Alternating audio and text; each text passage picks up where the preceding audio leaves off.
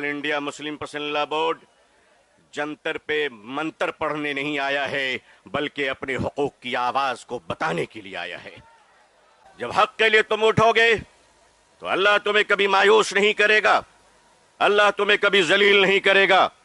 ऐ रोजेदारों के अजीम मजमे मुसलमानों, आप आज ये बता दीजिए कि जिस तरह इफ्तार में वक्त से पहले आप गिलास शरबत की पिया नहीं करते, उसी तरह मजमे आम में भी अपने डिसिप्लिन को कभी तोड़ा नहीं करते।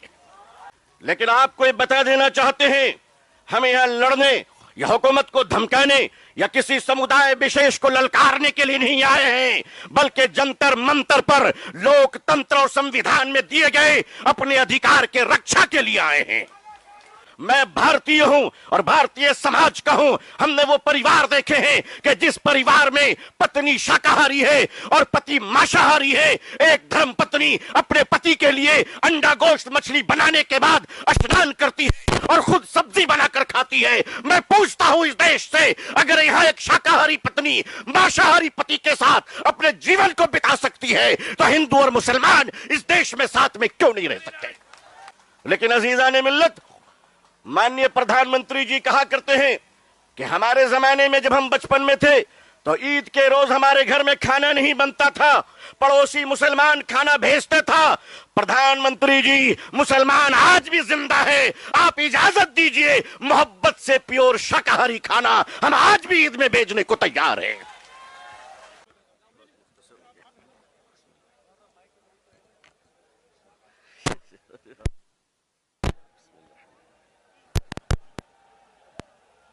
अस्सलामु अलैकुम वरहमतुल्लाहि वबरकातुहू। बिस्मिल्लाहिर्रहमानिर्रहीम वबिही नस्तईन नहमदुहु व नुसल्ली अला रसूलिहिल करीम।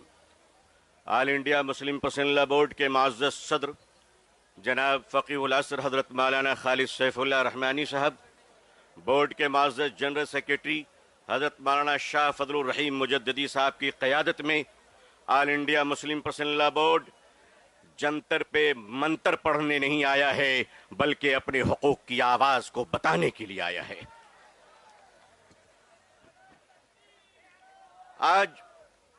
आज रोजेदारों का ये हसीन मजमा हिंदुस्तान में 16वीं रोजे पर सलाम पेश कर रहा है, तो वादिये बदर में आज 17वीं रोजा यौम बद्र को याद कर रहा है।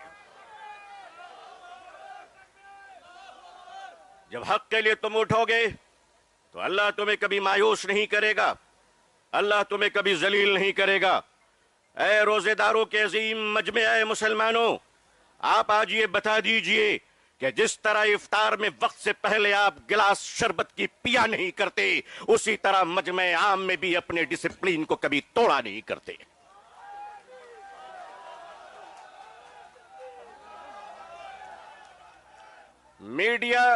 मीडिया का काम है आपसे पूछना, आपका काम है बिल्कुल खामोश रहना।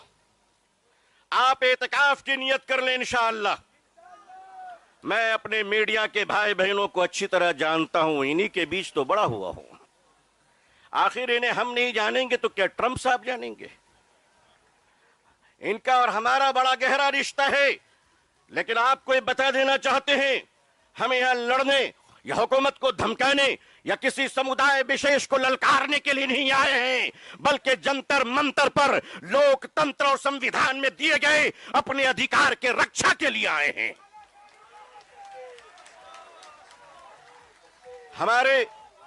हमारे ऑनरेबल एमपीज जो दूसरे धर्म और समुदाय से ताल्लुक रखते हैं, हम उनका इस्तकबाल और स्वागत करते हैं। मैं उस देश का रहने वाला हूं, मैं भारतीय हूं और भारतीय समाज का हूं। हमने वो परिवार देखे हैं कि जिस परिवार में पत्नी शाकाहारी है और पति मांसाहारी है, एक धर्म पत्नी अपने पति के लिए अंडा गोश्त मछली बनाने के बाद स्नान करती है और खुद सब्जी बनाकर खाती है। मैं पूछता हूं इस देश से, अगर यहां एक शाकाहारी पत्नी मांसाहारी पति के साथ अपने जीवन को बिता सकती है, तो हिंदू और मुसलमान इस देश में साथ में क्यों नहीं रह सकते?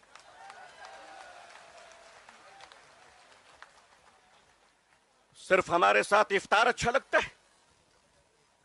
सिर्फ हमारे साथ इफ्तार अच्छा लगता है? हमारे माननीय प्रधानमंत्री जी क्या प्यारे लगते हैं जब कोई तशरीफ ले जाते हैं। हम तो कहते प्रैक्टिसिंग मुसलमान देखना है तो वो तस्वीर देख लो। अगर आपको प्रैक्टिसिंग मुसलमान देखना है, आपको अगर प्रैक्टिसिंग मुसलमान देखना है तो पॉलिटिकल पार्टी में इफ्तार देख लीजिए, कितने प्यारे प्यारे हसीन और जमील मुसलमान नजर आते हैं। लेकिन अजीजान मिल्लत, माननीय प्रधानमंत्री जी कहा करते हैं कि हमारे जमाने में जब हम बचपन में थे तो ईद के रोज हमारे घर में खाना नहीं बनता था, पड़ोसी मुसलमान खाना भेजता था। प्रधानमंत्री जी, मुसलमान आज भी जिंदा है, आप इजाजत दीजिए, मोहब्बत से प्योर शाकाहारी खाना हम आज भी ईद में भेजने को तैयार हैं। मानिए, हमारे घर का चूल्हा बंद नहीं हुआ है, आपके दर की मोहब्बत का दरवाजा बंद हो गया है। ऑल इंडिया मुस्लिम पसंदीदा बोर्ड अपने बुजुर्गों की क़यादत में यहां आया है। हमने पढ़ा था कि शेखुल इस्लाम सर पे कफन लेकर जाया करते थे, हमने पढ़ा था कि शेखुल हिंद कफन लेकर जाया करते थे। हम मानते हैं हमने उन बुजुर्गों को नहीं देखा, मगर उन बुजुर्गों की निस्बतों से मुंसलिक ये चश्मो चराग की हिफाजत कर लो मुसलमानों। मुसलमानों, आज अपनी क़यादत की हिफाजत कर लो और क़यादत पर एतमाद कर लो। इंशाअल्लाह याद रखना, हम इस्लाम की भी हिफाजत करेंगे। ऐ देश हिंदुस्तान, हम तेरी भी हिफाजत करेंगे।